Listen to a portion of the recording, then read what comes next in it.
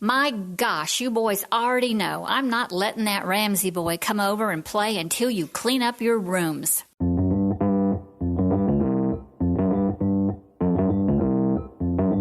Live from Joe's mom's basement, it's the Stacking Benjamin Show.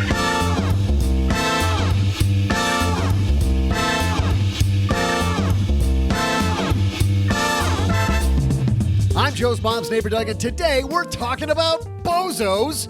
It's about time someone called these dorks what they really are. Whoa, what's that? Oh, it's part of a book title? Okay, all right, we'll go with that. My bad. They're still Bozos, though. On today's show, we welcome the author of Bozos, Monsters, and Whiz-bangs, Lorraine Ell. Plus, we'll share a headline about what happens when one bank customer finds out he has unlimited funds. Can you say beef jerky, people? We'll see. And we'll throw out the Haven Lifeline to Ryan, who wonders about saving versus taking on debt. Should he take out loans to pay for school and still save into his 401k to get compounding interest? I think Ryan forgot the third option. Spend it on a frosted Eau Claire. But now, two guys who go together like donuts and diabetes, Joe and O-G-G-G-G.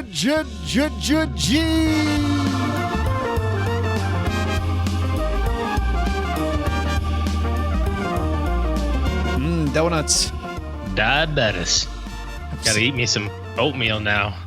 Wilford Brimley sells diabetes medicine and oatmeal. I know what you're talking about. Andy sells those motorized wheelchairs too. Well, you know, it's a niche. He's just kind of right in that. Is he still alive, or do they just keep bringing him back for more? I have no idea. Diabetes. Hey everybody, welcome to the Donuts and Diabetes podcast. I don't know where we're going with that. Yes, I'm Joe Salcia. I average Joe Money on Twitter, and across the table from me, it's Mr. Sweatman OG. Mom's got you working hard in the backyard today, dude. Good Lord. I told her the next time she wants me to do something, she should just make me find somebody to do it, and I can supervise. Because I suck at these home jobs. I'm so bad at them. I do too, but you know what you do?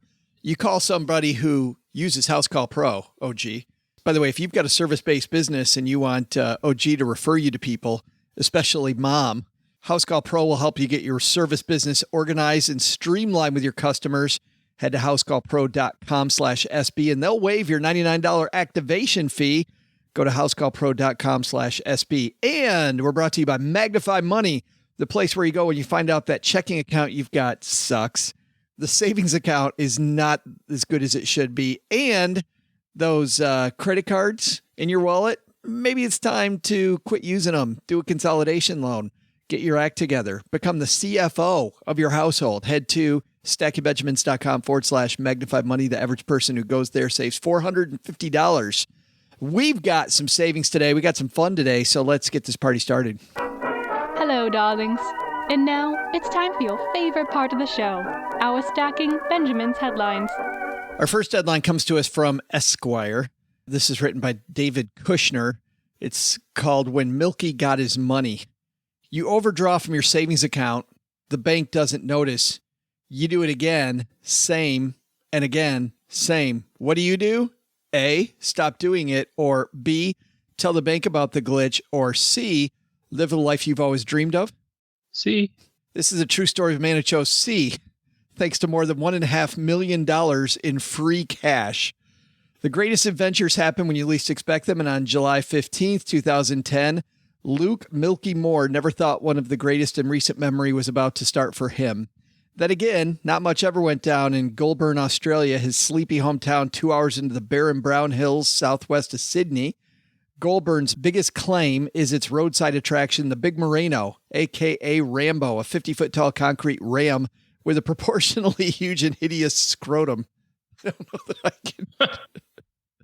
For the 23,000 locals, the main pastime is slapping the pokies, playing the electronic poker machines that fill every pub, kebab shop, and lawn bowling club. Oh, that means a different thing up here. Something totally different. So it goes through how life started off great. His dad was a bank executive, things going well, and then things weren't going so well. His life took a turn for the worse. And that's when life suddenly gave him the equivalent of a royal flush on the pokies. It happens on July 15th, the day his biweekly mortgage payment was due. With no money in the bank, Milky was bracing himself for the beginning of the end. But then something strange happened. The automatic debit, 500 Australian dollars, went from his savings account to his bank, St. George, into his mortgage account, even though he didn't have 500 bucks there. It magically transferred. 2 weeks later, it happened again. When he checked his balance, he could see he'd racked up the corresponding debt and interest under his name. Once he hit the limit, he assumed the overdrafts were going to stop. But they didn't. Fortnight after fortnight. How long's a fortnight? 14 days, right? Yes. Uh-huh. His mortgage got paid. Thinking this was crazy, he put in a request for $5,000 to be transferred to his mortgage account. A couple days later, he called his bank to check on the transfer, figuring at worst he'd reach his limit. Did that go through? He asked the teller, who told him casually, yes, that's all paid. A few days after that, on a lark, he called St. George and asked the bank to transfer $50,000 to his mortgage account. Quote, I was literally thinking, I'll just wing it and see if it works, he recalls. And sure enough, it did. The $50,000 deficit was charged on his savings account, but the bank didn't seem to notice, or if it did, didn't care. It was like getting a free unlimited loan. Quote, I probably had a bit of a smile on my face then, he says. Not smiling because I was thinking I was scamming the bank, but smiling because I was like, this is my fresh start. That's like AKA scamming the bank. That's my favorite line in this entire piece. It's a fresh start. The bank is never going to notice. I'm going to get to keep this money forever because it's probably my money. By the time he sold his home a year later, he paid down his mortgage so much from the overdrafts that he cleared $150,000, $115,000 US. Though he'd been quiet about this so far, he finally confided in a friend. What do you reckon I do? Milky asked him. What do you do, in other words, when you're single, 24, and just got a pile of free money from the bank? No brainer, his friend replied. Pokies. Let's party. Yep. Milky was going to paradise. Surfer's Paradise is the crown jewel of the Gold Coast. Pristine swatch of beaches along Australia's eastern shore. Has the nightlife of Vegas and the ocean views of San Diego with high-rise resorts lining the 2-mile crescent shore. It's exactly where you want to move if you're a young guy with money to burn. Far as his family was concerned, it was just the move for him to get over his accident, his depression, his breakup with his girlfriend, and start again. Quote, you need to get out of Goulburn, his father compassionately said. So he books himself into a beachside hotel. By day, he goes to the beach, body surfs, and chats up tourists and locals. And at night, he cruises the bars, slaps the pokies, hits the strip clubs, and dances to Kylie Minogue. In fact, it was so damn beautiful, he just couldn't help but spend his cash. All parties end eventually, though. One morning in December 2011, 6 months after he moved to Surfers, Milky's bash crashed. His coworkers were gone, along with the money he'd lent them. When Milky called, the phone went to voicemail, and then nothing at all. As for the rest, the $150,000 that was supposed to last him for ages, he'd blown it all. Even worse, this happened on Christmas, his first away from his family. That old depression started sinking in again. So he's stolen all this money. And now he's depressed because he's run out of the money that he's stolen. But then he realized he had another lifeline, his St. George account. Though he hadn't used it since he left, it was still there. There was just one problem. The overdrafts only worked for direct debits, meaning he couldn't just go to the ATM and take out cash. He had to somehow get St. George. Apparently he had tried that. Right. He had to somehow get St. George transfer money into another account from which he could withdraw. And that's when it hit him. PayPal. Nice. Doesn't his story just get better? He'd already been using a PayPal account for his online purchases and was transferring money between it and an account he'd opened at another bank, National Australia Bank. So he winged it again, figuring that, as always, the worst St. George could always say was no, or holy cow, you're already into us for a ton of cash. He called the bank and requested a small transfer to see if it'd work. As he sat anxiously at his laptop inside his hotel room, he kept hitting refresh on his browser as he checked his account. Then his eyes widened. It worked. The money gone through. He then requested it be sent from PayPal to the National Australian Bank from which he could withdraw it. With the money in NAB, he headed out past the tourist, slipped his card into an ATM near a pub, and tried taking out a few $100s as a test. The seconds after his request ticked interminably as his life hung in the balance. And then, like the ultimate pokey machine, the ATM began spitting out a stack of colorful polymer banknotes into his hand. Holy shit, he realized. I can get as much money as I want. And then it goes into him buying a Maserati. Obviously. And That's what I would buy. I should have bought Bitcoin. So the question is then, if you've got a bank error in your favor, do you blow the money or do you use it as a downstroke on your like investing account and then like margin the heck out of it? Because eventually they're going to come after their money plus late fees, right? Maybe some interest. But if you could have parlayed that couple $100,000 or $1 million into a $4 million brokerage account, then you just go, oh, yeah, I was wondering if you guys were going to need that money back. Here you go. Here it is. Sorry about that. I just kept it. Yeah, I just kept it. Huge misunderstanding. Yeah. Huge kept it nice and misunderstanding. safe. Here you go. Here's the way this ends. I know this is a shocker. He goes back to his parents' house, was getting ready to move out for good.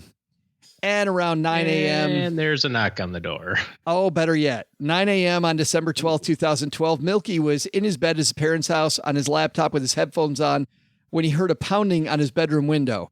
He looked up to see two plainclothesmen outside. Luke once said, "You got to open up. They're at your front door banging, and if you don't open it, they're going to kick it in." By the time Milky headed for the front door, however, he saw his mother in her bathrobe already there with a look he remembers as, quote, disbelief and confusion and sadness and anger all rolled into one. As she recalls, "I was just in shock." A group of police officers stormed in, waving a search warrant, brandishing video cameras. Luke once said, "We're here to raid your house." They told him he was being charged with knowingly dealing with the proceeds of crime and dishonestly obtaining financial advantage by deception for a total take over the past 2 years of $2.18 million, 1.671, including interest. Milky had no idea how he'd gotten caught. Perhaps someone at the bank had finally taken notice, or maybe someone on the receiving end of his large purchases raised concerns, but he still believed he'd done nothing illegal. He still believed he'd done nothing illegal. There's a lot of people that believe weird stuff, dude. What are you going to do? It's just because you believe it doesn't make it not true. I don't know that there's a lesson here, except when the ATM spits out money that's not yours, these always end badly. How many times have we had this story? Like 4, 5? It always ends badly. Like if it happens to you, that's what I said. What you need to do is you need to keep it all and put it in a 3x bull Bitcoin fund so that when they come to get their money, you'll either have 13 million or none or nothing. Either way, you're good. You're going to end up with none anyway, right? Like that's the end of the game when you steal all this money. So, well, the thing is, when they come to get their money back, if you've got more, right, you give them their money back, and you still got a pile that you made off their money. Yeah, you got to not tell them that though. That's the part. It's like arbitrage. Take their. They would call that ill-gotten. Would they call that? Put that in your cat's name or something. Oh boy, and I can't believe that he. Or just don't steal. Yeah, that might be a lesson. I'll link to this in our show notes at StackyBenjamins. How long do you go to jail for? .com. I'll tell you that in a second. But if you think this just hurts you, OG, his dad got a demotion at the bank. He lost his job. Quote, "At a bank, integrity's a big thing." I wish somebody would have told that to Bank of America when they were rearranging my thing so they could try to give me overdrafts back in the day. Or Wells Fargo. Yeah. Tell them that integrity's a big thing. I think it's funny. Anyway, I won't get on that stool. But so his mere association with his son, too much for his employer to bear. He ended up taking demotion to rank and pay, leaving him out of sight in a back office. Milky was sentenced to 4 years and 6 months in prison. Yeah. Not surprisingly, St. George Bank was not forthcoming with details as to what had happened. A spokesperson for the bank would only say to the Sunday Telegraph that the glitch had been the result of a, quote, human error that had since been corrected. $2 million human error. It's a big old human error. Do you have somebody on the inside, maybe? Very interesting. Okay. Don't steal. That's crazy. That's the lesson.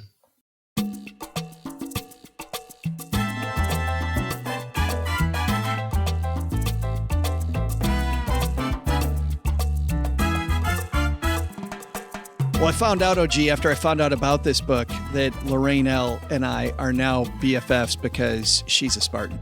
So not only is this a great book that I enjoyed very much, but she also is go green. Lorraine Ell is a financial planner. She and Kate Stelzer have a podcast called Better Money Decisions. And she's the CEO of the company of the same name. Get this, she started in 1980s as an advisor with this company called Drexel, Burnham, and Lambert. How about that? Nice. I know, isn't that sweet? And for people that don't know what that means, that's a company that went down because of junk bond trading. So some pretty exciting stuff. But that was in the 90s. That's old school, man. Yeah, that was in the 90s and probably long after Lorraine had left.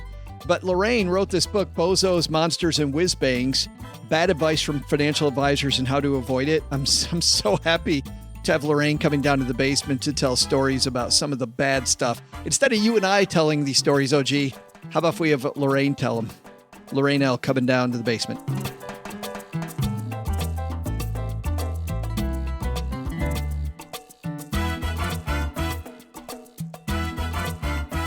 And here she comes. Hey, Lorraine, how are you? I'm fine. It's so good to be here. Thank you for having me. I'm so happy you're here. Well, anybody is going to talk about bozos and it's not us, we very much like that. That's good stuff. Well, I wrote the book out of frustration with my industry, so I couldn't think of more colorful names to describe some of the advisors that I write about in the book, than Bozos, Monsters, and whiz-bangs. You can think of better names. You just can't say them in polite company. In public, in polite company. That's right. Correct. In front of mom. And it's funny because you tell these stories, and I'm glad it's you for once and not just OG and I. But before we get to that, let's talk about you, Lorraine, because everybody thinks that these people that are financial planners, that they live this life that's different than the average person. But really, while you started off, things went great for your family in Pittsburgh. It became a struggle. It definitely did. I led what I considered a very fortunate life in my early years, really. Didn't want for anything. I had all the trappings of a good life as a child, and there wasn't anything that I didn't have. I got the bikes, I got the toys, I got the clothes. I mean, I went to fancy department stores to buy my clothing. And so, even as a child, that was something that was important to me. But when I was 14, my father got very seriously ill, and he was an entrepreneur. And my mother had to go back to work. And so I was at a crossroads. I was 14 years old. And I think all of your listeners can identify with that age. It's not a very easy age to be dealing with. But right. I had a choice. And my choice was either to be that kind of bratty teenager or to kind of step up and try and help my family get through this difficult time. And I chose the helping pattern. So that's what I ended up doing. But well, wait a minute. How did you help? Because as a 14-year-old, I can't imagine asking my 14-year-old, because I have twins and I can't imagine, and you have children. I can't imagine asking my 14-year-old to step up and help. Well, I took over the responsibilities for the household because my mother had to go back to work. And so that meant, cleaning, cooking, taking care of my 3 younger sisters, taking care of my father who had difficulty getting out of bed in the morning and this kind of thing. So it really involved all of those different aspects, but also I found a part-time job. So the first job I had was washing hair in a beauty shop. Not a very glamorous occupation, I can tell you that, but it did afford me tips. I made minimum wage, which I think at the time was $1 something an hour, but with every hair that I'd wash, I got a quarter. Now, I know a quarter doesn't sound like a lot of money these days, but back then it was a lot. And I'd come home with that money jingling in my pocket, and I just felt like I had really accomplished something. And that gave me such a great feeling. And to this day, I love making money, which is why I'm working. Yeah, it's weird that you have the career that you have. But it reminds me, I don't know if you just saw recently in the news, Warren Buffett telling that story about his first $114 buying Cokes for X amount of money and marking them up 5 cents and getting more. And then he took that $114 and invested it. What did you do with your quarters? Well, I'll tell you what I did with my quarters. Sometimes I buy little treats for my sisters because, money was really tight. Sure. And there wasn't much around. I also saved a lot for college because I knew that my way out of that situation was an education, a good education. So I really had that top of mind even at the age of 14. And I was the first one to go to college in my family. So it was something that I realized if I had that kind of education, I could make a life for myself, even if disasters happened, that it would give me different avenues that I could kind of protect myself against things that might go wrong.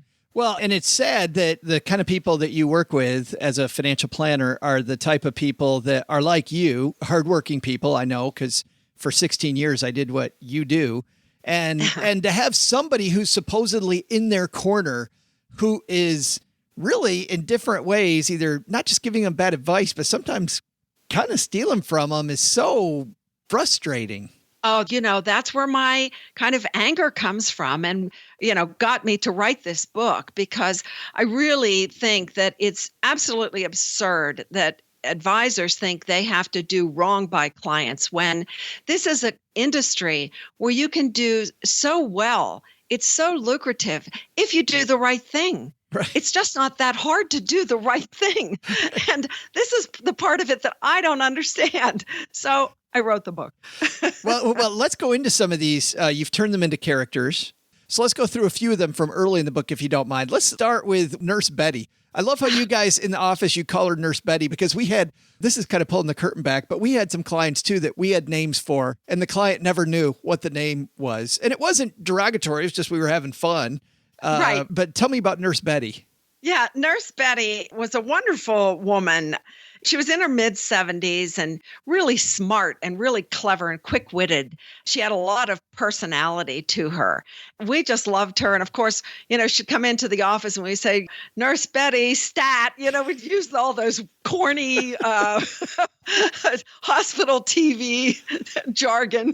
But she had been on TV. She'd done TV. Yes, she had a short career as a soap opera star. She was just a wonderfully colorful person, and we just really enjoyed her. But when she first came to us, she came to us out of kind of desperation and bewilderment about what was going on in her account. She didn't understand it, and she was like, I don't understand a word that kid says. And of course, it's a small industry here in Albuquerque. And when she mentioned his name, and I called him Wesley Rock in the book, but when she mentioned his name, I knew who he was. And he was this typical 1980s stockbroker, Wolf of Wall Street, slicked back hair, suspenders, shiny shoes, fast talking. I could go on and on. And she brought in and said, I don't understand a thing that kid's saying to me. And he was a kid. He was in, his late 20s. She came in with this stack of confirms, and literally almost 6 inches high. And when you say confirms, by the way, you and I know what you're talking about, but these are trades, like buying and selling stuff in her account. That's right. They're notifications of trades. And so he was trading her account sometimes daily. You know what that means to the advisor, the broker. In this case, he really was a stockbroker. It means that he's getting a commission every time he puts in a trade. So no matter how small that commission is or big it is, he gets a piece of that. So even if it's one of the discount firms, you're getting a little piece of whatever is being charged with every trade. It's called churning. I mean, he was really churning her account, which is over trading an account and getting in and out of stock rapidly. But she was just totally bewildered by what was going on. Of course, we helped her out and turned her around. As it turns out, Wesley was and had been an Applebee's manager. So hence the idea of the burger flipper. So flipping stocks and flipping burgers is kind of the analogy I made in the book. Yeah, I get it now. Nurse Betty and the burger flipper. Yeah, and the stock flipper. Right. Yeah. But how do you change that? Let's say that you're somebody listening, though, Lorraine, and you're like, well, my broker's trading my account a lot. You need to find a new advisor. And Joe, I have a great download for your listeners. It's called 7 Warning Signs That You Are Working with the Wrong Advisor. It's a PDF. You can go to the website bozosmonsterswhizbangs.com and download this for free. But it really has some very good information in there about how to know that you really should be looking around for somebody else. Yeah. I mean, we see this all too often because people don't know what to look for. Right. They don't know what to do. That's one of the reasons I wrote the book as well, because it really is kind of a guide to what do you do if someone's churning your account. And you talk about, for some advisors, they're not doing this. It still might not be appropriate. They're called separately managed accounts, where they're not charging a commission every time, but still maybe a lot more sizzle than steak there. You know, those separately managed accounts, they're usually from an outside firm who is buying maybe 40 or 50 different individual stocks in a portfolio. Basically, a mutual fund. You own a mutual fund, but you get to see all the guts. I see the guts and I see what they do and I see the overlap and I see the overcharging on these accounts. And I'm just amazed that these are sold and given to individual investors. It's just egregious. I can't think of another word. It's terrible. Well, let's go on to the next one, because the second story is the one that really kills me. And this is Rita's story. How'd you meet Rita? Oh, Rita came to us. She's such a wonderful woman. I just want to mention that, these names are not the real names. Good point. I just want your audience to know her name have been changed to protect the innocent. Her name is Rita Smith. She lives on 3rd Avenue, the greenhouse, right, with that fence. Go up and knock on her door and tell her that Lorraine was talking about her, right? No, probably not. And Rita is not the only client that this has happened to, for a variety of reasons. So she was going along with this advisor and he was, touting the market. It's great. Let's get all in. Let's, get all excited. And you know how that can happen in this industry. People get pumped up and start talking and hyping things, maybe overhyping the way they invest. And so everything was going great guns until one day she got this call. And he sounded so depressed. And he said, "Oh, I really think this market's really bad. And I think you're going to lose all your money and you better get out." Well, that happened on the day that Lehman Brothers collapsed. I don't know if your listeners remember that, but back in 2008, and of all things, on my birthday, which is kind of a sad, sad day. September 15th, 2008, Lehman Brothers collapsed, and of course the market panicked. And this was the beginning, the real beginning of that steep decline that we had between September of 2008 and March of 2009. And she sold out. She sold out everything. Because her advisor told her to. Because her advisor panicked. Her advisor, as an advisor, you're supposed to not panic. I know. We're supposed to be the voice of reason. But this isn't the only. I recently had the same kind of thing happen to another client, and it's not in the book, but it's a similar story. It was with the election of 2016. And her advisor called and said, Trump won the election and sell everything, and they sold out. Just because the advisor didn't like Trump, thought the market was going to go horribly. Thought the market was going to go down.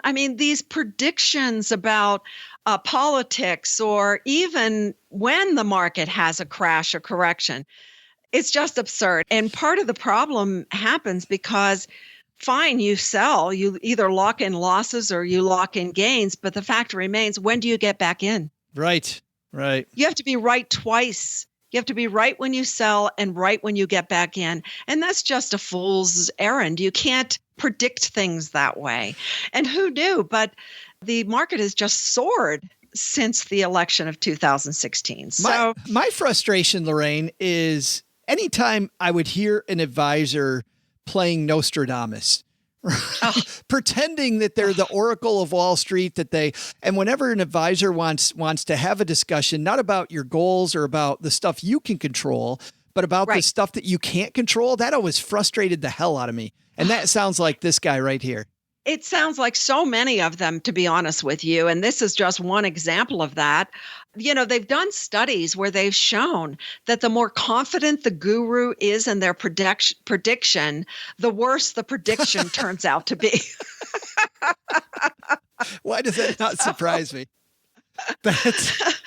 So, the science of investing is so well established, it makes no sense to be trying to trade in and out of the market and time the market and beat the market. It just is it's a very unsuccessful strategy for investing. I love these. Not that I don't love a good speculation, but for investing, for your real money, don't do this, folks. Right. We always talk here a little bit about having your sandbox, and that's fine. Have your sandbox, but oh, absolutely. Yeah. Yes, I love the sandbox idea. Yeah. Take the money that you would have blown in Vegas and buy some stocks and have a good time. Absolutely. But don't count on that for your retirement. You're such a downer, Lorraine. I know. So sorry. Chapter 3, you've got Harry and Sally. We're not going to have time to get into these. I love Engineer Bill and the Money Monster. Well, I don't love any of these, but I love your titles. And then, of course, who can forget Mr. Rogers' Neighborhood? And yes. I laugh at the beginning of every chapter, and then I groan as I read, oh, really? Just all the different ways people step in it. And the thing is that these are all true stories. I couldn't make this stuff up if I wanted to. I'm not that clever. And it's never ending. I hear more and more of these horror stories every day. And it's sad. So I wanted to kind of educate the public and get them to recognize these signs of, bad advice. I love so that they can do something. I love the download, and I'll link to that in our show notes at stackingbenjamins.com if you're out walking the dog or on your way to or from work or wherever. But I want to ask a couple of questions about this, because it seems like for some of these advisors, Lorraine, there might just be some warning signs when you walk in. We talked about maybe they come across as a prognosticator where they want to talk about the market and not much about your goals. I think, a quick trip to broker check on the FINRA website. Oh, essential. Go to broker check, see if they have any disclosures. If you walk into their office and the first thing they do is a monologue about themselves, their firm, their philosophy, how great they are, turn and walk away. Just get up and walk out, because that advisor is not interested in you. They're interested in themselves. They're not going to help you. They don't care. What is it then? What should you look for? If somebody's a good advisor, then you're saying that they start off by just asking open-ended questions about you? Exactly. Our first question when someone comes to our firm is, how can we help? Wow. I don't know how to help you until I know something about you. I don't know what is going to be the right investment mixture for you until I really understand what you value, what's important to you, what the money's for. Here's what I always say. What's money for but to live the life you want? If I don't know what kind of life you want to live, I don't know how to make the money work for you and have it be there when you need it. So it's that kind of more client-focused philosophy that you really need to find in an advisor, because otherwise they're just going to do what's convenient for them and not what's right for you.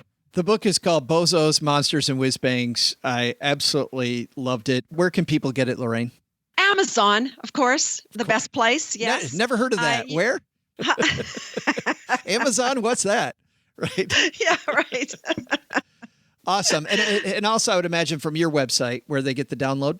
That's correct. There's a special website, Bozos, Monsters, whiz-bangs. Okay. There's a link to click to get that, but also to get the download.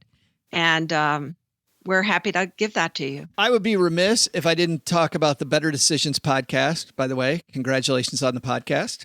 Thank you. Thank you. Kate Stalter is my business partner and co-owner of Better Money Decisions, our registered investment advisory firm. And so we're always out there trying to educate the public about money investing and how to live a good life. Well, educate and have fun, which I like. That's good. Right. That's important. As you can see, I like to have fun. just slightly. Lorraine Ell, thanks for hanging out with us for a few minutes. Thank you so much. It's been a pleasure. Hey there, trivia fans. I'm Joe's mom's neighbor, Doug, and my wacky holiday calendar tells me it's Love a Tree Day. Just do yourself a favor and don't get arrested doing it, all right? But in honor of this holiday, how about this evergreen piece of trivia magic? A large tree can supply oxygen for how many people? I'll be back with the answer in just a moment.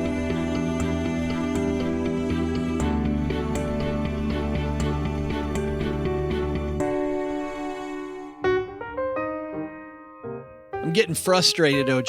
I get frustrated because I've had a lot of people fixing up my house, and some of them are so incredibly disorganized, and some of them are great and have their act together. But man, if I don't know exactly what I'm going to pay when a job is done, and I don't know what you charge, and I'm not sure about referrals, I'm not sure when you're going to be there, like all these things affect your ability to get more work. Well, guess what? House Call Pro is designed for any service business. It's just an easy-to-use app. That's it. And I love the fact it's easy to use. Hello, people working on my house. House Call Pro. Yes. You'll have people who should be working on my house instead of me out there trying to... You should see all the stain that's all over my driveway. It's so awesome. I bet it's heaven. It's great. Which allows you to use the power washer later. More time with your family, more time doing the things you love. That's what I need to buy. The freaking power washer to go with my paint sprayer. They're voted the #1 software to run your business on the go. It saves you time and organizes your business. Here's all the things it can do. Send customers SMS updates through the entire process, wherever you're at in the process. Helpful.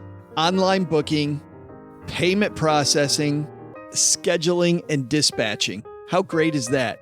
You set a schedule. Like you have a big team of people, but all in one app. It makes it sound like you're a major operation, even if you're a one-man or woman band. Fantastic. If you're ready to get your service business organized and streamlined with your customers, head to housecallpro.com/SB. Tell them Stacky Benjamin sent you, as Mom says, and you know what they'll do then? They're going to waive your $99 activation fee. That's housecallpro.com/SB. We're also brought to you by Magnify Money. You know what we should do, OG? Let's take a look at interest rates on Magnify Money like we do from time to time. And you're going to hear me typing here, stackybenjamins.com/Magnify Money. And I pull up the site and it says, compare the best offers for... Now, it defaults to balance transfers. So if you're somebody that needs to get your debt consolidated, do that. But I'm looking at savings account rates. So How much is the savings account for $5? Click on that, and let's say I put in my zip code and my account balance. I want to be $5. Update results, and it says that. And this is funny. You need to save more. With $5, it's now American Express Personal Savings. That's different than we've had in the past. Yeah. Yeah, and there it's up to 1.55%. By the way, high yield savings accounts from American Express National Bank. They get a grade A for their fine print score. And $0 is your minimum deposit. I think it's probably got to be at least a penny. If you've got no money, but you want a high interest rate on it, head to Stacky Benjamins. Head to American Express. StackyBenjamins.com/Magnify Money. Then Ally Bank is second at 1.5. And then it goes all the way down to 1 if you've got $5. Now check this out. If we go up to... What if I have like 25,000? That's exactly what I wanted to do. Let's do that. So I go to 25,000 and you get 2% at Poplar Direct. However, guess what? Their fine print score is an F. For fantastic. Yeah, probably not. Salem 5 Direct gives you a B. Gets a B, and that's 1.85%. So see how easy that is? Head to StackyBenjamins.com. 24,995 off of getting the higher rate, but at least I know where to put it once I get it there. But it's there. StackyBenjamins.com/Magnify Money when you're ready to get better with your money.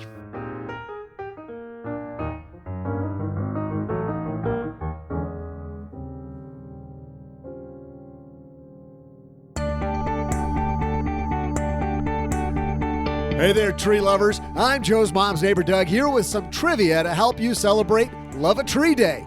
Here was the question. According to North Carolina State University, a large tree can supply oxygen for how many people?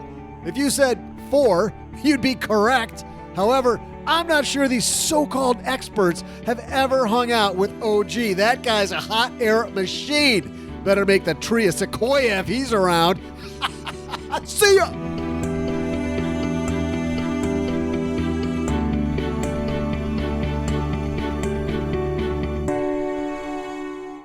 I'm so happy Lorraine was here to tell those stories. I'm actually more sad that there's so many bad stories to tell, right? That's the frustration. It's always frustrating to me as some guy that really liked what he did when he was a financial planner. And I like doing this show, talking about good, responsible financial planning. Ostensibly, that's what we talk about. But it always frustrates me when you hear some of the stories that Lorraine tells. Oh, yeah. Yeah. Well, the good news is that there's far fewer people that do that nonsense than there are good people. So, well, and the other good news is more people out there telling those stories, right? Yeah, I mean, right. But podcasting, a fairly new thing in the big scheme of things. So getting the word out. Hey, let's throw out the Haven Lifeline, OG, and tackle some of life's, or rather life insurance's most important questions. Our friends over at Haven Life Insurance Agency, they're disrupting the life insurance industry. I love that line. They're disrupting the life insurance industry by focusing on what you value most: donuts, Free ATM withdrawals and free ATM. on somebody else's account. Or your family and your time, your choice. It's why they created a simple way to buy affordable and dependable term life insurance online. If you head to stackybenjamins.com/Haven Life now, you're going to get a free estimate for coverage, and you'll learn about life insurance the modern way. Love what they're doing over there at Haven Life. But I also love this call from our new BFF, Ryan. Say hi, Ryan. Hey, Joe and OG. I've got a question here about savings versus kind of taking on debt. So for some background, I'm 25 years old, currently saving about 23% of my gross income. And I've recently freed up about $1,000 a month in free cash flow. So I'll be starting a part-time MBA program this fall. It'll cost me about $50,000 over 3 years after accounting for tuition reimbursement from my employer and my scholarships. So I'm kind of trying to make the decision now whether or not to take my new free cash flow, use it for savings, and apply it directly to school now, or if I should look to apply it to my 401k and increase my retirement contributions early and get the benefit of compounded interest over time. So I just wondering what you guys think about that, and would love to hear what you have to say. Thanks. Awesome. Thanks for the question, Ryan. Congratulations. I love, by the way, when Ryan says that he's saving approximately 23% of his after-tax income. Approximately 23.982731%. Rounding. That's because he's only rounding to the thousands. So right. What does he do with the money? I think that at the end of the day, when you get done with your MBA program 3 years hence, the goal is to have some newly marketable skills that put you on a different trajectory for your career. The fact that your employer is paying for some of this is great, but it also means that you're kind of tied in with them for a period of time. So I want to kind of make sure that you still have a plan for how this is going to help you in your career, you know, whether it's compensation or a different path or something.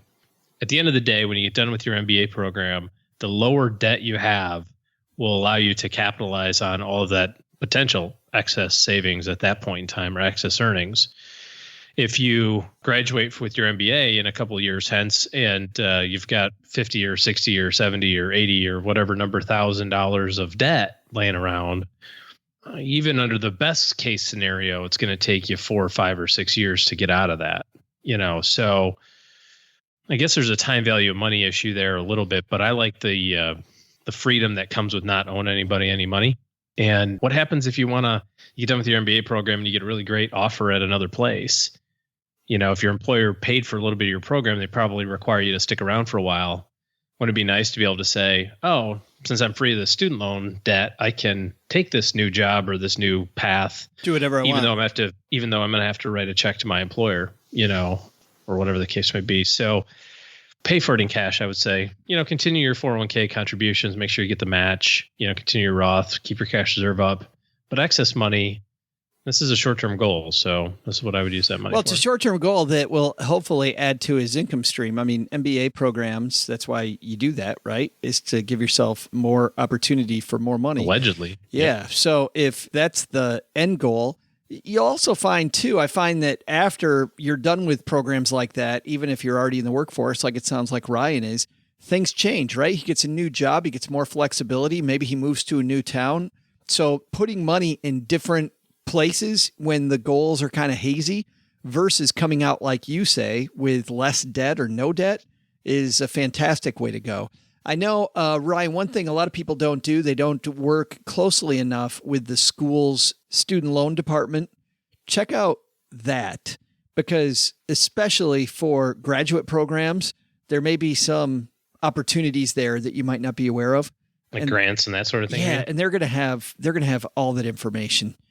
But I know whenever we have people on the show talking about student loans, grants, the college is an underappreciated resource. So head there. Thanks for the question, Ryan. We also get letters down here in the basement, and today is no different. Doug just brought down the mail, and this one comes from Bill.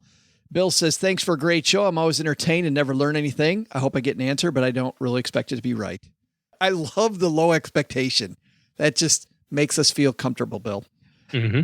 I have a 403B through work that was traditional for several years, and I changed it over to a Roth 403B last year with Guidestone. I have an IRA with Vanguard. My wife doesn't have a retirement plan through work. She has a traditional IRA and a Roth IRA also with Vanguard. I'm 55. She's 54. What are our contribution limits to the various accounts? Our income is low because a lot of mine, about 50%, is housing allowance and vehicle reimbursement. Am I better in the Roth, even though I'm thinking only 5 more years until retirement or semi-retirement? Is there a tool or calculator one can use to determine when it's better to use a Roth versus traditional? Thanks for the question, Bill. And OG, 55, what's a better way to go? I don't know that there's a better way to go. It changes year to year, I think, based on where your taxes are going to be and deductions and what you're trying to qualify for and that sort of stuff. I have a client who is trying to qualify for a one last year of tax credit.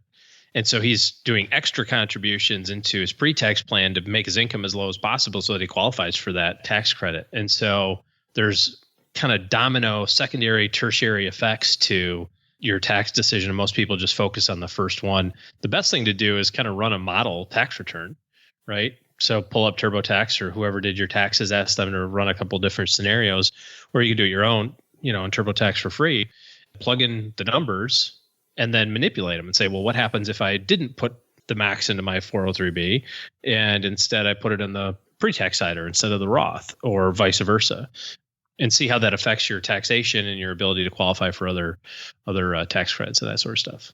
I like those ideas from OG, Bill, a couple of my own. Because you're over age 50, you're eligible for additional contributions called catch-up contributions. Not ketchup like ketchup and mustard. Ketchup. It's delicious. But contributions that you can put in above the max. Most you can find calculators at just about every mutual fund site. I know Fidelity has one. I know T. Rowe Price has one, just as a couple. I'll tell you what they're going to say.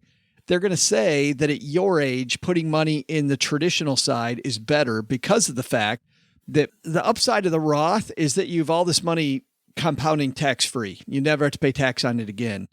At 55, you don't have as much time for that to be as effective. So generally, somewhere in the mid-40s, and to OG's point, this depends on the year and the tax law change, but somewhere in your early to mid-40s, you find that flips, right? Where putting it into the Roth is number one versus into the traditional. So if you're looking for just the straight, I would do exactly what OG said. But if you're just looking for the very simple answer, the calculator is going to tell you that the traditional is the better of the two. But like we often talk about, OG, here, and we're pretty passionate about, tax diversification can't be overstated. Like having money in a Roth and in a traditional is better than not having either one. But which one you lead with is going to depend on that. I think for you, it's going to be the traditional. So thanks for the question, Bill. You got a question for the show? Head to stackingbenjamins.com and you'll find on the front page there, guess what? There's a little button that says questions for the show with a big old question mark. Click that button and you know what happens? That'll show you all the different ways to ask us a question. Hey, and one last thing, if you're somebody that doesn't just have one question, you really want to find out how this puzzle should go together better, and you're ready to get serious about your money, OG's taking clients, so head to stackingbenjamins.com/letter O, letter G, and you and OG can have a private conversation about him being in your corner. All right, that's going to do it for today. Doug, what should we have learned from this thing, man?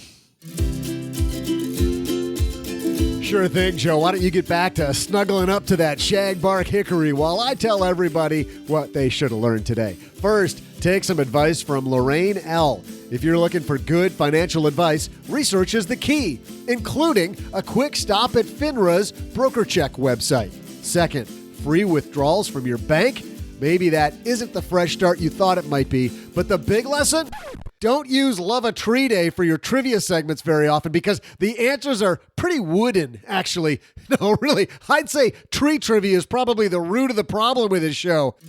I'd hate to throw shade on tree-based trivia because that'd be sappy. No, really, this joke's paper thin, I'm telling you. Joe, we got to let this one go. So probably time to say timber to this episode. Special thanks to Lorraine Ell for stopping by today. You'll find more on her book and her bonus report on finding the right advisor at bozosmonsterswhizbangs.com or visit our show notes at stackingbenjamins.com. This show was created by Joe Saul-Sehy, produced by Richie Rudder-Reese, and engineered by the amazing Steve Stewart. Online, visit us on Twitter at SBenjaminsCast or on our Facebook page. Shannon Cowan is our community manager and social media guru. I'm Joe's mom's neighbor, Doug, and I just jumped the shark. SB Podcasts may receive payment on the show from sponsors and guests in the form of books, giveaway items, discounts, or other remuneration. There's no way you would take advice from these dorks, but like Joe's mom always says, don't take advice from people you don't know. This show is for entertainment purposes only, and before making any financial moves, consult with a real financial advisor. Thanks to Joe's mom for branching out with some stiff praise for my tree-based trivia today. Do you know I can cut down a tree just by looking at it? It's true! Saw it with my own eyes.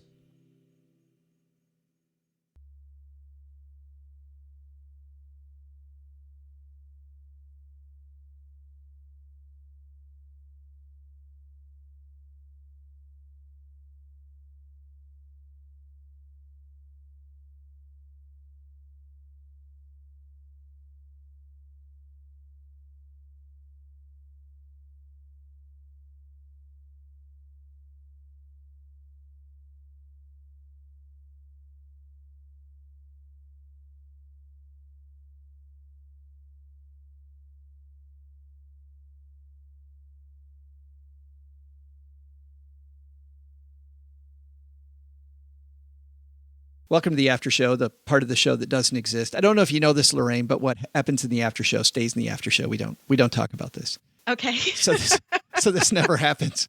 She's like, this got weird all of a sudden. It's okay. She's like, I could do weird. Well, that's good. You're perfect here in the basement. You told lots of stories, great stories earlier in the show about clients and bad advisors. As a guy that's a former advisor, it was funny. I want to tell you a story because I think you'll appreciate this about just advisors and seeing their clients. When we were new advisors, I mean, being a new advisor has so many challenges. It's hard to get people to listen to you. You know, I was that kid when Nurse Betty said that kid, I remember people, their second question to me was, how old are you? And you're like, oh God, this is going to suck. Like the whole rest of this meeting is going to be horrible. But that's how you had to learn, right? Early on, how to be a good listener, how to be the voice of reason. So people would often say, well, he's just a kid, but man, is he smart, you know? Yeah. So you had to do that. But I remember two quick stories. One was my friend Phil, who worked in the office with me, and we're struggling brand new advisors. And he gets done with this meeting with these clients, and he loves these people, and they decide to hire him. And it's only maybe the third client that's ever hired him. And he's so excited. He shakes their hand. They leave the office and he turns around and he puts his arms in the air and he's just all fired up. And then the front door opens again and it's his client goes, my wife forgot her sunglasses. He goes, oh yeah, sure. Let's go back to the conference room. And they go back to the conference room. He hands the guy his wife's sunglasses. And the guy goes, by the way, what does this hands in the air motion mean? Because he forgot he was standing in front of their big bay window. And Phil, thinking very quickly, goes, well, this hands in the air motion means I'm so fired up that I get to work with these awesome people and I can't wait to get your financial plan on track. And the guy's like, great answer. Oh, that's a good story. I Woo! like that one. Yeah. Phew. Sweating his brains out. I had a client, one of my early clients, and we had, when I first started, I don't know about you, Lorraine, but when I first started I had very strict criteria. If you could fog a mirror, I would talk to you. Yeah, right. Please come talk to me. So if anybody had any money at all, the situation was more interesting. And so people would give you hints on the phone about what types of stuff they were dealing with. And somebody told me on the phone, they said, well, yeah, I really want to come see you because I have a really tough estate planning problem. And you hear tough estate planning problem, you're like, these people, I'm going to be working with the Vanderbilts, Lorraine. I get to be their financial advisor, fire my other 4 clients. This is going to be the one. And so I'm all excited. I go into this meeting and these people come in and they're very worried.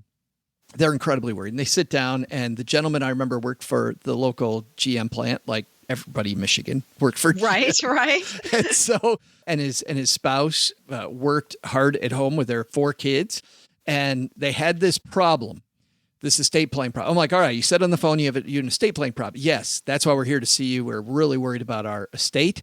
Okay. All right. Well, let's talk about it. Well, we want to split things evenly among our 4 kids. Okay. All right. I know how to do that. So far, I'm not in over my head yet. And I said, exactly what are we dealing with? The guy's like, well, I have this GM stock. I said, okay. All right. Fantastic. Said, I have 5 shares of stock and 4 kids, and I'm not sure how to split that equally. Oh no.